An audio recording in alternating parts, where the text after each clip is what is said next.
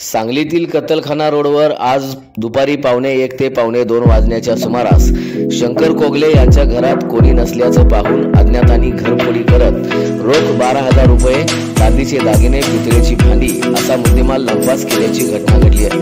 घटनेबाबत पोलिसांना कळवलं असता पोलीस श्वान पथकासह घटनास्थळी उपस्थित राहिले। श्वान मात्र बाहेर येऊन घुटमळल्यानं चोरापर्यंत पोहोचता आलं नाही। दरम्यान सांगली जिल्ह्यात चोऱ्यांच्या प्रमाणात वाढ झाली असून भर दिवसाही चोऱ्या होत आहेत। चोरांकडून घरातील लोकांना जबर मारहाण करण्यात येत असल्यानं नागरिकांमध्ये सध्या भीतीचं वातावरण पसरलंय।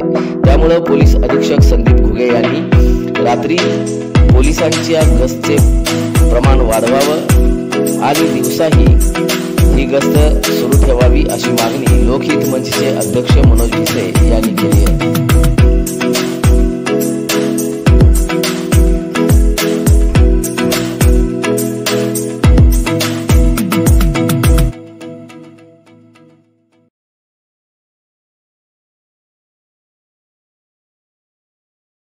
त्यात ठेवलेले आहे। पैसे पण त्यातच होते ना?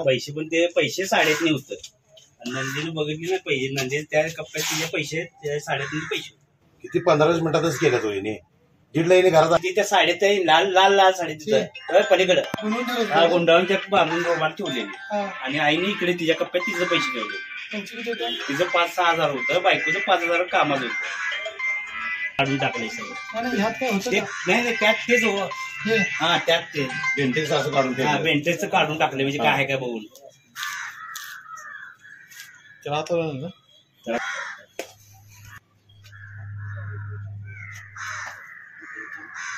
काय असंच पडलंय ना सगळं?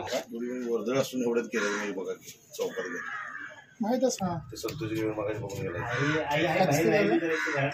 दिसते पण आणि इकडचं आहे ते 1:30 वाजेपर्यंत तसं आहे। लाईट साड्या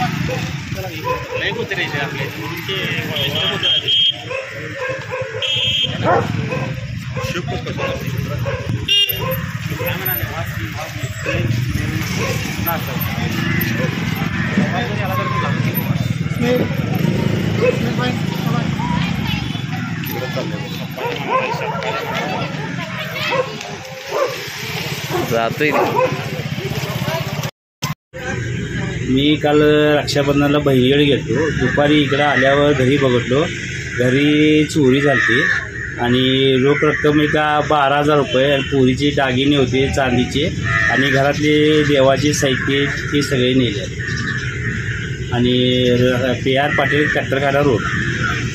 काय दुपारी घरी कोण कोण होतं? मग घरी कोण नव्हतं, मी पोरग आणि बाकी आई गेली सगळी कामाला दुपारी गेली। कुलूप घातलं होतं काय? नाही, कडी घालून गेली। एक अर्धा तास कामावरून यायचं म्हणले, त्यामुळे बघते आई आली, कडी बघितली उघडली, इकडचं काही कपडे बघितले विस्कटलेले कोण, मग ते सगळे हे झाले। पोलिसात तक्रार केली? हां, पोलिसांनी तक्रार केली। लोकहित मंच सांगलीच्या वतीने आज आम्ही आमचे मित्र शंकर कोगले राहणार डॉक्टर PR पाटील मार्ग कत्तलखान्यासमोर त्यांच्या घरात आज भर दिवसा चोरी झालेली आहे। अशी आमची लोकहितमंची मागणी आहे की सांगली जिल्ह्यात पूर्ण चोऱ्यांचे प्रमाण वाढलेले आहेत. भर दिवसासह चोऱ्या होत आहेत. आमचे सांगलीचे पोलीस अधीक्षक संदीप घुगे साहेबांना विनंती आहे की जे गजबजलेले ठिकाणे आहेत आणि जे दुपारी चोऱ्या होतात तिथं बीट मार्शलची मोठ्या प्रमाणात वाढवावी आणि त्या भागातनी फिरवावी अशी आमची लोकहितमंची मागणी आहे. आणि रात्री पण आमची संदीप घुगे साहेबांना पोलीस अधीक्षक साहेबांना विनंती आहे की रात्री पण जास्तीत जास्त प्रमाणात पोलिसांची गस्त वाढवण्यात यावी अशी आम्ही लोकहितमंची मागणी आहे.